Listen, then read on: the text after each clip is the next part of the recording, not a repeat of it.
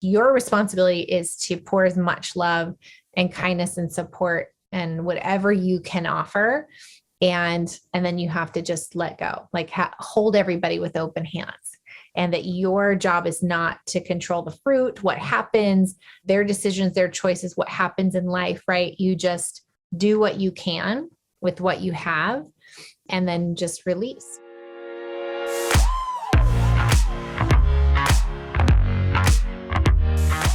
Self-leadership can be lonely. It's hard to do the thing no one else wants to do, that no one else is willing to do. But you are not alone. There are others dancing through the fight and laughing as they lead. Let's find them, swap stories, and live through this together. Welcome to How I Live Through This. I'm your host, Ann Roach, and I'm really glad you're here.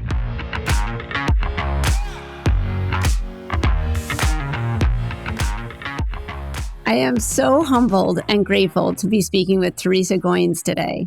Teresa is the founder and CEO of Old Skool Café, a supper club run by at-risk youth in San Francisco, which provides training, jobs, and a second chance at life for youth coming out of incarceration and foster care. Teresa's experience working with gang-affiliated youth as a juvenile correction officer impacted her life in a way that changed her forever. Their stories gave her an in-depth understanding of how many young people end up on such a destructive path and compelled her to find a solution to the hopelessness she saw in the lives of incarcerated and forgotten youth. Teresa's mission is to permanently break the cycle of incarceration by giving young people hope, economic opportunities, and training in a supportive environment where they can grow emotionally, physically, and spiritually. Welcome, Teresa. Your responsibility is to pour as much love and kindness and support and whatever you can offer. And then you have to just let go, like hold everybody with open hands. And that your job is not to control the fruit, what happens, their decisions, their choices, what happens in life, right? You just do what you can with what you have and then just release.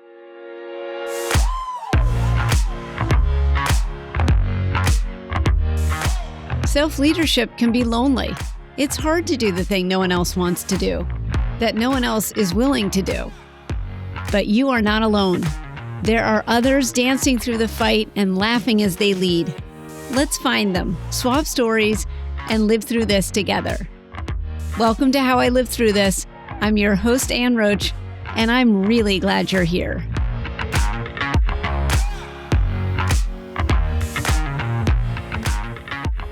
I am so humbled and grateful to be speaking with Teresa Goines today. Teresa is the founder and CEO of Old Skool Café, a supper club run by at-risk youth in San Francisco, which provides training, jobs, and a second chance at life for youth coming out of incarceration and foster care. Teresa's experience working with gang-affiliated youth as a juvenile correction officer impacted her life in a way that changed her forever.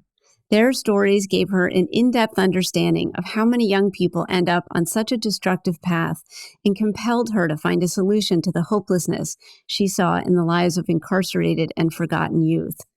Teresa's mission is to permanently break the cycle of incarceration by giving young people hope, economic opportunities, and training in a supportive environment where they can grow emotionally, physically, and spiritually. Welcome, Teresa. I am so glad you're here. Oh, thanks so much for having me, Ann. It's a privilege. I asked you on because your mission feels as impossible as my mission felt when I was a defense attorney, and as impossible as my mission is now, which is to eradicate racism. But you're doing it. You're doing this mission. And I'm fascinated by your story. I guess the first place to start would be to give the listeners an overview of what you're doing, but I'm so eager to dive into your story. Where do you want to begin? Oh, sure. Well, wherever you would like to start, but just kind of an overview of what we're doing right now. Actually, this year we celebrate our 10-year anniversary that we've been a full jazz supper club open to the public. Now I've been doing it. I was doing it 8 years before that out of my house, doing pop-ups in any space I could get for free. And so really 18 years, but 10 years as a full restaurant in San Francisco. So that is, I believe such a blessing and a miracle. Yeah. In a foodie city, it's restaurants are hard, and even having made it through COVID. So we're super grateful to be here serving our young people, that we're able to continue to provide economic support through jobs, but then the whole wraparound support as they run this fully youth-run supper club. Yeah. I'm really curious. Why food? Why the supper club? How did that idea start? Yeah, I always like to say, because I didn't know better. How sometimes they'll talk about people innovate often outside of their field of experience. So that was the case with me. I was a waitress at like a sort of a podunk type of diner in Arizona when I was 19 for 4 months. That was it.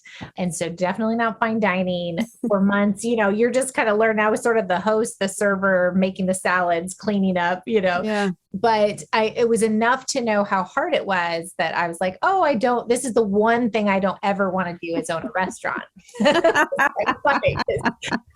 family that owned it, like I felt like they lived there. They were like in a booth constantly. And I thought, and I'm a free spirit. I love to travel. I love to go. And I thought, to like have to be in this one spot, like every day, all day. Yeah. But so interestingly enough, so fast forward, after, I was in corrections and my heart was exposed, and we can go into more of that detail. But then I'm in San Francisco, and I feel very passionate about finding a solution to solve this like revolving door of incarceration and youth that are stuck in this cycle and can't get out, and nobody's hiring them because they have a felony, and, all of these pieces. And I'm in San Francisco, and I'm looking around to where a lot of the jobs are. And, probably 30% are in hospitality, the hotels, the restaurants, and then I started looking at, wow, how much servers were making in tips, and that you could go in as a dishwasher, and a lot of the general managers and chefs and owners had started out as a dishwasher or a host. And so I thought, wow, what I love about this is the opportunity that you don't have to come in with a degree. You don't have to come in with any training, and some of the best in the industry had just learned on the job and worked their way up. So it was a lot of these pieces that I thought, oh my gosh, this is such a great entree or way in for our youth to get jobs that are transferable, because every place in the world has a cafe, a restaurant, a hotel. And so it's one of the most transferable jobs, that if you have the experience, you can get your foot in the door to get work, to get a job. Oh, I love that. I love how, and this is jumping ahead a little bit, but I love how identifying that, recognizing that allows you to think about where this could work in other cities and other places for so many other people. Absolutely. Absolutely. It's just really looking at, it's that whole problem solving, right? Like what's not working and where's the opportunity, and how do we match those together? Yeah. Need in those opportunity. Yeah. And really sustainable, thinking about how it could be sustainable. Can you, again, I'm so excited you're here. I'm jumping around too much, but I'm fascinated. Tell me, how did you become a correction officer at 22? What was that story? So it is kind of a funny story. So my degree was in psychology, and and I didn't even take any classes in law enforcement or like nothing. It was like pure psychology. My heart was to be a counselor, a therapist. I wanted to help. I hated seeing people emotionally suffer and be in pain. And so, that's kind of, I was going to go on to become a psychologist. That was my plan.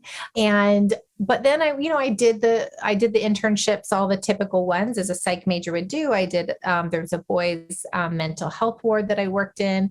I did suicide lines, and all those things were really great experience and things that I've used to this day.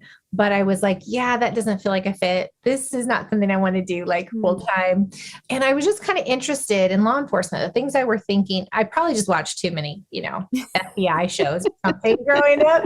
But because I did think about being in the FBI, but I thought maybe I would be like a work with the first responders. So when there is, trauma, like whether it's a shooting or something in a community, that go along with the officer type of, so not quite, I didn't think I would be an officer. I thought it would be sort of like a, kind of a social worker type situation where we would go together to help with the trauma when something happened. Yeah. That was one thought. I thought also possibly because police officers experience so much every day and can also have PTSD. I also thought about maybe I would, do therapy for law enforcement, so that because there is a little bit of that sense of getting jaded, and when you see so much, and so how do we help alleviate that? So because a lot of times people go into law enforcement with a heart to help, and then that gets soured. And so how can we help? So those were some of the things I thought. So I just said, hey, to my professor, can you find me some type of internship in law enforcement so I could explore that?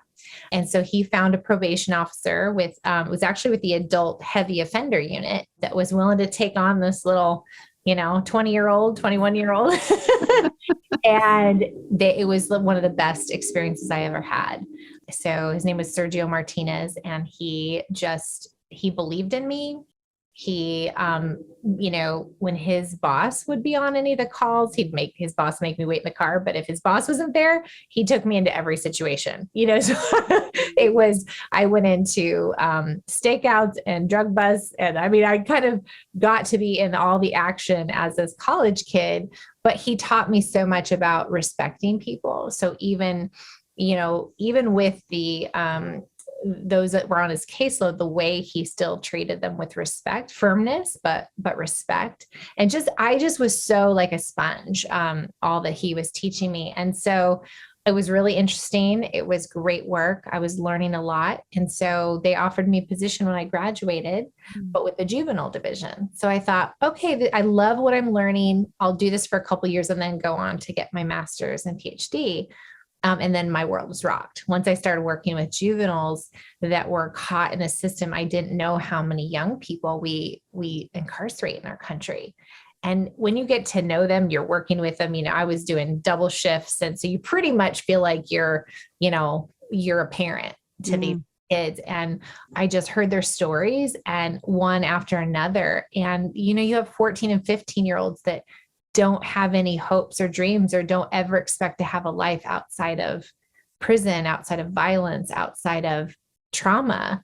And I'm like, you should be thinking of prom and sports and, like kid stuff, not like, how do I survive and not get killed? How do I provide for my family? And that's why a lot of them were selling drugs, dad's in prison. Just the level of stuff that they had experienced trauma in their short young lives, changed my whole trajectory. Yeah. Oh, there's so much there. That's so powerful. I wanted to just reflect back that one of the questions I wanted to ask you was if you had an experience. You speak so beautifully about seeing the gold in other people. And I wanted to ask you if you had an experience of someone seeing the gold in you, but it sounds like I'm sorry, I forgot his name, the person that he saw the gold in you. Yes. Yeah. He really, he helped me to be more confident in myself than I was. He just believed in me and was like, you can do it. And I'd be a little intimidated and like, well, what do I do? And he's like, you can do this. Just like, and that sense of when, somebody you look up to and admire that's a mentor believes in you, you want to rise to the occasion. Yeah. So he was definitely very influential. Yeah. What a beautiful example to have at a young, impressionable age, and then to turn around and do that for other people. You talked about working with that it changed everything when you saw young people being incarcerated. And what was that a moment, or was it several moments where you thought this position of being a correction officer isn't going to be enough? This is not enough for these kids. Yes. Oh my gosh. So many, so many that it was sort of that one after another that made me go, I have to do something. And so I would say probably the first ones were when you work with a young person and they've been, incarcerated for a year or longer, and they've worked so hard to, catch up in school and to change the way they're thinking, and they're starting to hope. And, my bosses there I started all kinds of programs in the institution because I was like willing to do it on my time off and my weekends. So they're like, have at it. Right. So I would try to get them to dream, and we do, dream lists, and I bring in different people with different careers in to talk with them. And we just do a lot of like exploration. So you're working with this young person, they're starting to hope and have dreams again and think, oh, I could have a different life. And then they graduate, they finish their confinement time. We do this little celebration, and then we put them right back in the same environment with very little support. And we're like, you can't associate with anybody, right? Because you've got stay away orders if you have gang involvement. And with all your friends and your cousins and your family are in, are in that gang. Okay. So I'm supposed to walk away from my only support system and family. And now I've got a felony. So I'm trying to go and do legal work, but nobody will hire me. And and then there's trauma at home, and with these poor kids, we'd be like, here you go. Now do good. With zero support. And it's impossible. And so they would call the institution to talk. And they would, because they felt safe, they felt cared about, and they would say, I want to come back. And that kind of broke me when I started hearing, teenage boys say, I felt safer. I want to go back to jail because I felt better there than I do having my freedom. That for me, that was one of the major breakers that I was like, okay, like this is broken. And if we can't provide their children, their teenagers, they're trying to find their way in the world, and we are the adults in society. And so they're literally asking for help, calling a jail and saying, help me. And I want to come back, and my hands are tied because, in an institution, I couldn't go out and, hey, I'll pick you up and we're going to go, hit the pavement together. And so that's where I started going, we have to have something for when these young people get out that literally wraps them around with the support they're asking for and the help they're asking for, and to call out that gold and show them you are valuable. You can do anything you want to, as well as preventing before they even get there. Oh my God, that's so good. That just makes me tear up. It's just beautiful and heartbreaking. That was my experience as a public defender. Right. I loved my clients. I loved the work. I loved my clients. But there was this element to, banging my head against a wall, or their head against the wall, because even when I made progress for them, there was so much more in front of them in their way. And it just felt impossible. But that brings me to this question, Teresa, which is, I had that feeling. I was frustrated, and I ended up, that's not why I left law, but I ended up leaving law. I did not, however, get really creative and build something from scratch and, create this whole thing from nothing that you did. How did you do that? I talk to people who listen to the podcast who say, these people are so impressive and they've done so much. What steps did they take? How did they go from, thinking this to doing this? Oh, that's such a great question. I love that you asked it because it's one of my favorite things to speak on. When I get invited to speak, one of my favorite things is to basically give you my resume of disqualifications. Because I do feel like, I think all of us are created and on this earth, for purpose, right? And, but these problems, the things in our society sometimes feel so huge and overwhelming that it feels like, who am I and where would I even start? And what difference can I make? And now those are all the things I felt too. So, I'm a person of faith. And so, I had a lot of let's just say I had a lot of discussions with God. So I'd be driving home, because the stories are literally heartbreaking. And when and you have that trust and they open up and they share some of the stuff that you're just like, it's not okay. Like you're too young. Nobody, number one, should have to experience and go through the trauma you went through, but certainly not at your age. And I would, I'm wearing in the boot camp, it was combat fatigues, right? So I'm dressed tough as like military style, and I'm supposed to be, being tough, and I'm literally bawling the whole way home going, God, this is okay. This is not okay. You've broke my heart you've opened my eyes now and my heart to how many young people we're literally throwing away in our society that are so precious. And so now what? Like, I can't not know now. I can't unsee. I can't. Yeah.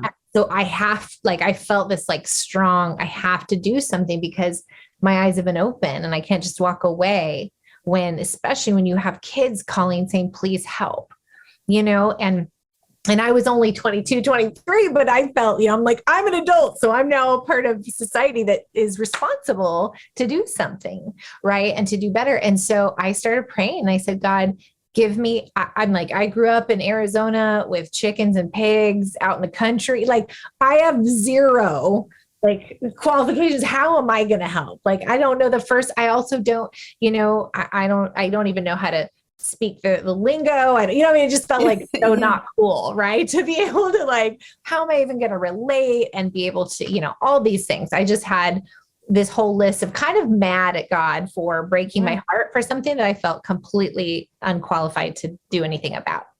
And so I just started praying, what's the solution? Give me, what do I do? And, one of the things I felt in my spirit was love them. You love them with my love. And that is a bridge, right? So no matter what you look like, no matter where you come from, no matter how country, if you are authentic and really care and love, that changes, that changes people, that impacts people. And then I started asking for kind of, okay, what are the solutions? And so I felt like over the years I got pieces. So most of the young men I worked with their families were from Mexico. And so I would try to do exit kind of conversations with them and their parents to okay, what would be a kind of a plan when they leave, go back home. But I failed Spanish in school because I was not a good student. And so I thought, okay, I know that my calling is in here. Like I'm called to do something to break this cycle and help when young people get out of incarceration. I don't know what that looks like yet, but I know that I need to be able to speak the language and really know the culture. So I only had a few pieces. I knew I'm going in this direction. I don't know what it looks like. So I moved to Mexico to learn Spanish and the culture until I was like, I'm not coming back till I'm fluent. And so it was kind of these pieces, right? And then initially I thought it was going to be like a safe house, like maybe because I felt like when they got out, there wasn't a place where they could go, that they could talk to somebody, that they could get help with homework, that, so then I thought maybe I would live in the neighborhood and we just kind of a place where they could come play basketball, get homework help, have somebody to talk to, and just sort of have that support that I felt like a lot of them were wanting to come back to jail for, right? So then I started looking at, okay, I didn't want to start anything. I wanted to support something that already existed. Right. Right. I think a lot of people are nodding their head yes to that. Yes. And now there is a lot more that exists. So I think that is great. So I started looking. So I ran a gang prevention program. So I'm trying to look to see what type of support is there out there. And I did find some great neighborhood houses, and there were after school programs. There were places that kids could go to hang out. But then what I discovered was there wasn't much for a lot of the young people were going back to selling drugs or robbing and doing the illegal because they needed economic support, especially if they were even though they're teenager, a lot of them were helping be the breadwinner in the family. Yeah. And so I thought, okay, well then it can't just be a hangout space.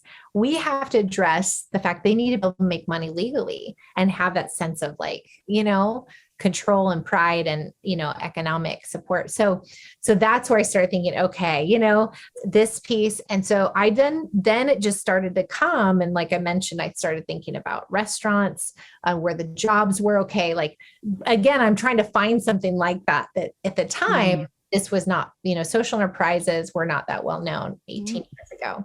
And so then I started to have all of it kind of started to come together in full color. And I started to write it down. But I didn't know the first thing about business, restaurants, nonprofits, like any of that. Yeah. And so I wrote it down. I started meeting with people and asking for feedback and asking, what do you think? And people give feedback. And then I would take a step. And so I just started it out of my house. And it started as my house was a drop-in center. I'd have chefs that would volunteer to come teach some cooking classes. I'd have volunteers come over and be guests. And I'd have somebody from a restaurant come and teach them how to serve. So we literally just started doing the pieces. Yes. And I would do life skills. They'd come over and we would talk about everything from finances, how to, save. And, so we just started all the pieces at Old Skools today. I just did out of my house, out of nightclubs when they were closed. We do pop-up events. And I just started doing it like pilots is what I would say. Let's pilot and try it, and sometimes it was great, sometimes not so great. And we would learn from each one. And so we just kind of little by little, and then I involved the youth in every aspect. So they would be a part of the decision make. What do you guys think about this? What do you like? What do you not? And really having them help lead it and give feedback. They helped the process. So yeah, I mean, like I said, it's not sexy, but it took 8 years, right? Yeah. 8 years before we actually got an open full restaurant.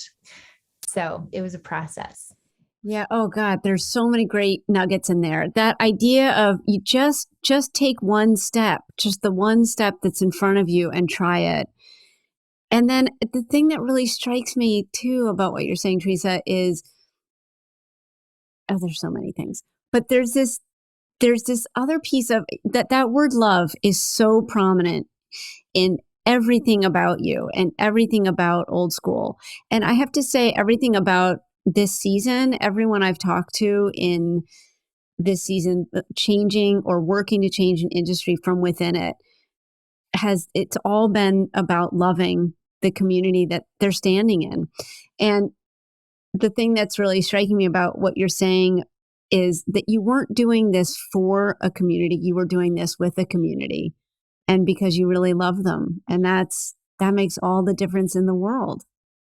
Yeah, it really, I mean, we said youth run supper club, and we really meant it. I mean, from the name was a youth came up with Old Skool, because I was thinking like, the kind of 1920s, 1940s. I had one of my young men, when he got out of jail, come and try on some outfits. I'm like, what do you think? If they think it's stupid, then it wasn't going to fly. So I was like, Matthew, what do you think about this? And he's trying on the full, like the fedora and the chain, like the pocket watch. And he said, well, the original name was Give Them a Voice, Youth Dinner Theater. Little nonprofit-y sounding. And I said, it's not a great name, but that's my heart, is I want our young people to have a voice and a platform that people hear and listen and see them. He's like, well, why don't we call it Old Skool? Because if we're going to wear these type of outfits, it's kind of like going back to old school. And I was like, oh, I like that. So, to the colors, to even the building, helping, build, leading. Like sometimes when we were doing an event at my house, I would disappear for a little bit just so they'd have to, because they would default to what should I do? And I'm like, what do you think? And so sometimes I just sneak out so they'd have to figure it out and trust their decision. So yeah, it's pretty special when they are truly, leading it. And I wanted people to come in and see that they're the hosts, they're the servers, they're the chefs, the bussers, the dishwashers, the entertainment. Like they really are, like the adults are there supporting and training, but they're out front and they're doing it. And man, what's possible when, we just support the talent and the gifts and the gold that's already there. That's so good. You talk about, and I've heard this too with nonprofits, it's your job to work yourself out of a job. And, and there is, when that's done really genuinely, really authentically when that's done really genuinely and really authentically, there's such a difference between that and kind of I'm coming in and giving you money and telling you what you should be doing kind of work that we see so often. Yeah. Oh, that's so good. One of the things that I find really fascinating about either being in an industry and trying to change it, or working with an industry or an organization or a institution, is you have to be able to dance and navigate the complexity. It's not black and white. Mm-hmm. And I love the gray area. That's my happy place. And I'm just curious, you must have come up against that when you were starting, people saying that's never going to change, that goal is too big, you're never going to end incarceration for you. And you must come up against it now, even with your kids coming to you. How do you dance through that? How do you live in that complexity? Oh, that's a good question. And it's I think a lot of it is hope, hope and open hands. And this is, what I also try to, share with my staff is that, our job. So I believe, as we were talking about love, that love doesn't return void.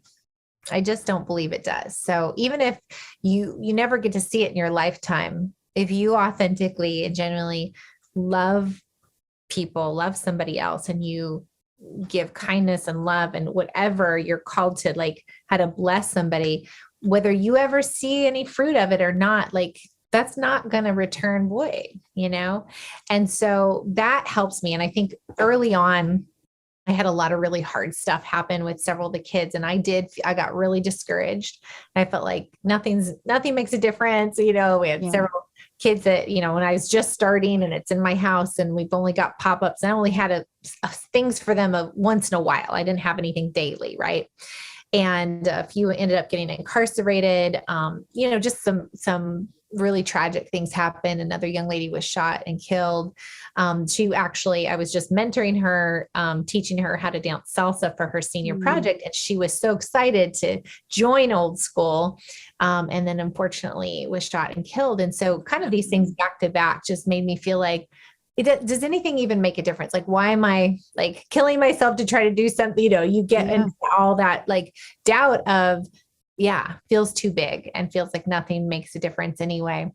And again, I just felt like, as I was like, having a big, conversation with God about this, and this doesn't change anything. And all this, darkness is still happening, especially when you lose, a precious life. And it can be really, those are dark days that feel like what makes a difference. But I just felt like he spoke to my spirit that, you love and you do, like your responsibility is to pour as much love and kindness and support and whatever you can offer. And then you have to just let go, like hold everybody with open hands.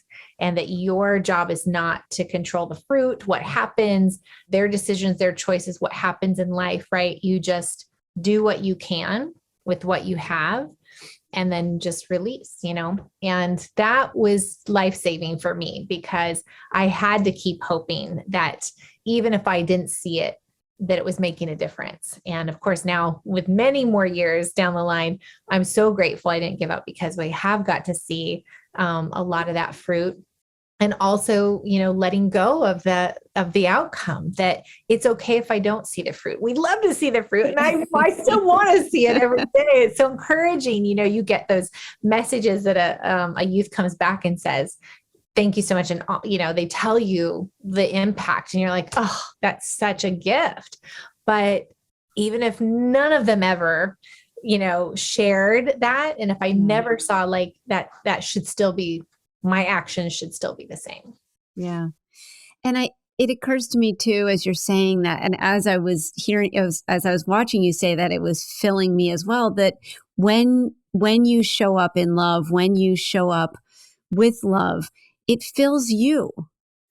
You know, you detach yourself. It's easier to detach from the outcome because it's already filled you. Yeah. Yeah, that's so beautiful. I would love if you would share a moment of where you saw this work, this club, this everything you you do and your kids do making a difference. Mm. Yeah. I mean, there's so many sweet ways. And I love sometimes to focus on the things that are smaller that may not be as tangible. Because again, in our world of corporate, everybody loves like, statistics of huge, this young person came out of jail and now they're at Harvard, right? Like, Right, right. but the reality is as human beings, our journey, one of our values is a transformation is not a straight line.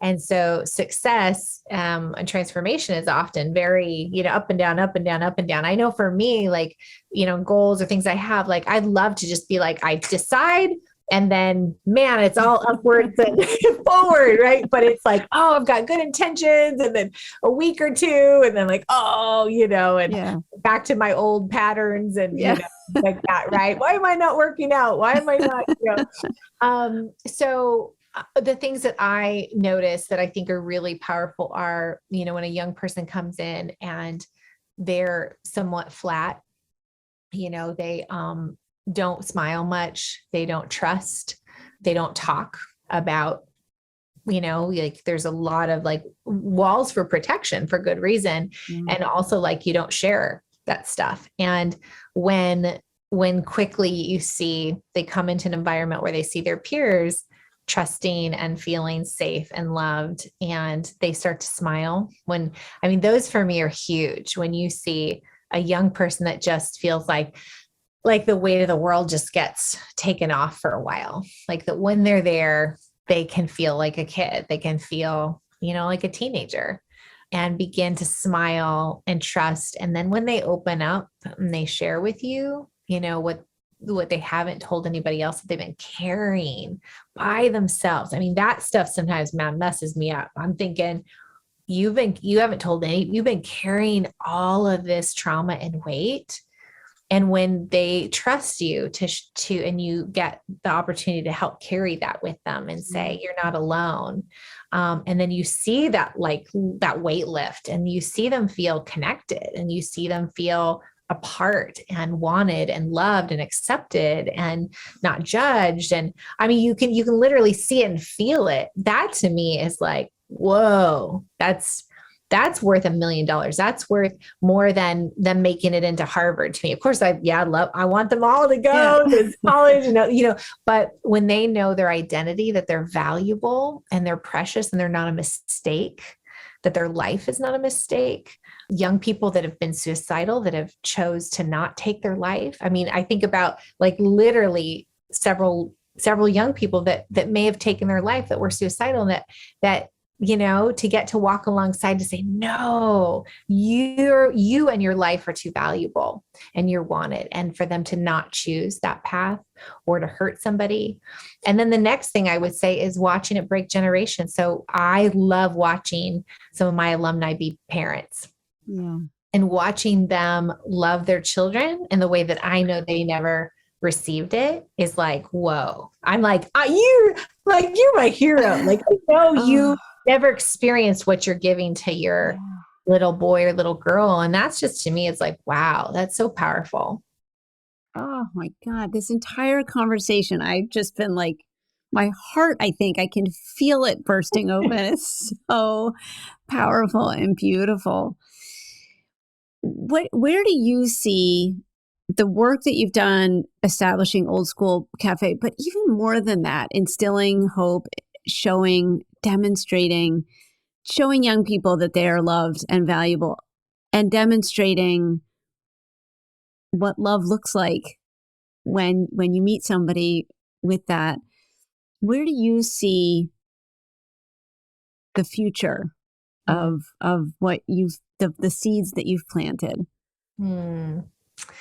Oh man, I would just love to see our world a more kind and gentle place where, so my heart is that old school or old school type philosophy, would spread to other places where our first response is not just to punish and to lock away when we see youth that are acting out from 99.9% trauma. Yeah. That it's Yeah. not like, oh, you are bad. You're a bad kid. You're bad. You're, dangerous just to be locked away. But like when our first response can be, okay, what's the why? Why are you, and how do we help you heal, because you are still a young person and you have your whole life ahead of you. So I would love to see whether it's old school or, there's other great, I've been seeing so many social enterprises over the years pop up that are maybe using woodworking or using, different types of things that are addressing, some of these other needs, but that are providing an alternative when young people are going through, a lot of trauma, to help them go on to a different path and not end up in prison or dead. And so that is really my heart. And that it also involves our society to be a part of that solution. So that's another reason I chose the restaurant and a supper club was I thought when I was working at the boot camp, I was like, I wish people could see, our kids. I wish they could see them the way I see them, like have these conversations, and because we would eliminate a lot of the fear and they're the dangerous bad. I'm like, oh my gosh, these, some of these hardcore quote unquote gang members are some of the most tenderhearted, sensitive. Yeah.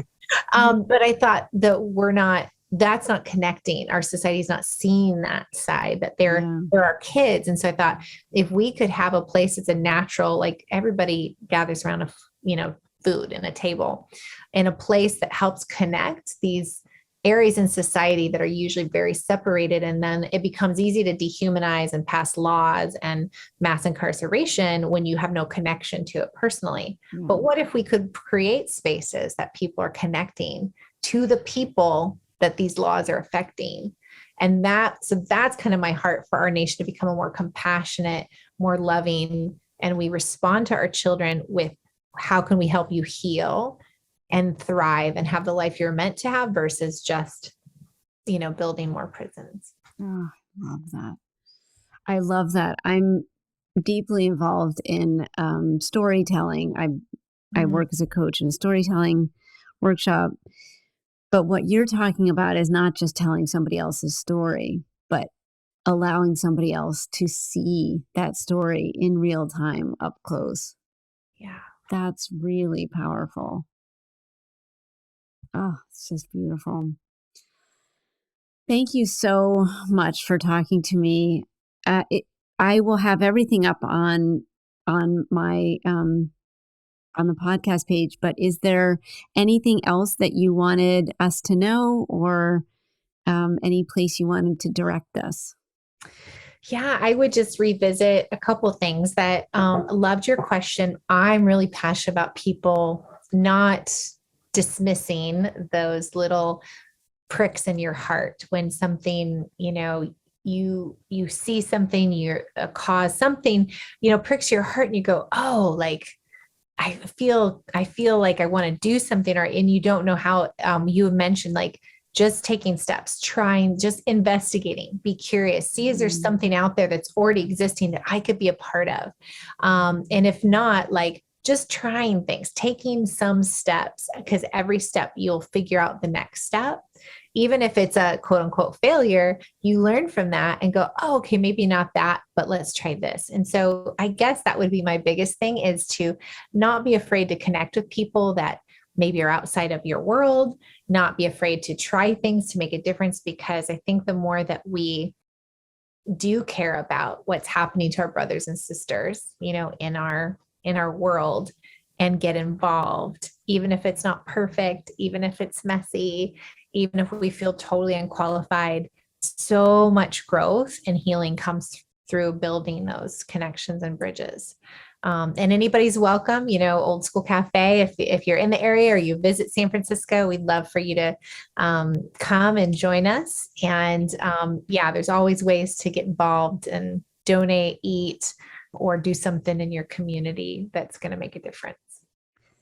Oh, that's wonderful. I have reservations coming up. I'm very excited. Yay, I'm so glad. And thank you so much. I can't thank you enough. This time with you has been extraordinary for me personally, just so transformational. And it was a leap for me to ask you to reach out. I was intimidated, and you're so accomplished, and I was just so grateful you said yes, and it's just incredibly meaningful and powerful. And thank you so, so much. Oh, it was such an honor meeting you and getting to be on your podcast. So thanks for the work you're doing, Anne. And